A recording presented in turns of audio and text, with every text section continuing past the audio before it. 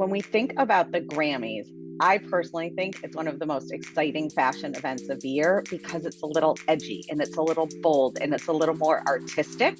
One of my favorites, or some of my favorites, J-Lo in that Gucci dress with the Bulgari jewels was just, I mean, J-Lo's J-Lo, but it was stunning.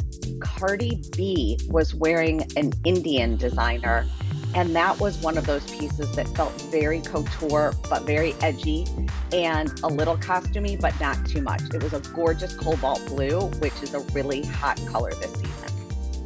When it comes to men's fashion at the Grammys, the guys didn't disappoint either.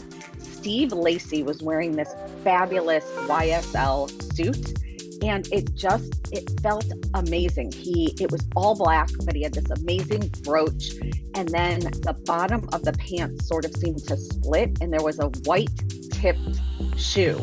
And just overall, it was breathtaking from a guy's standpoint.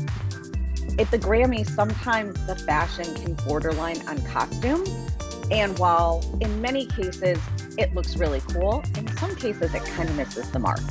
Shania Twain was wearing a Harris Reed, and it looked like she was out of like an Alice in Wonderland costume.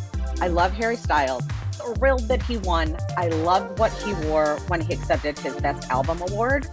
On the red carpet, he was wearing, it almost looked like a jumpsuit that like a wrestler would wear. From what I read, he and his stylist sort of created it together. And we're talking about it, so that's good, but I think it showed a little too much skin. There are some really fun trends that we saw at the Grammys last night that we actually started seeing at the Golden Globes and the Critics' Choice, and we're seeing them in real life retail fashion, and they're things that we can do as well. Gloves, really dramatic sort of opera gloves that go up to here. Beyonce was wearing them, Bebe Rexha.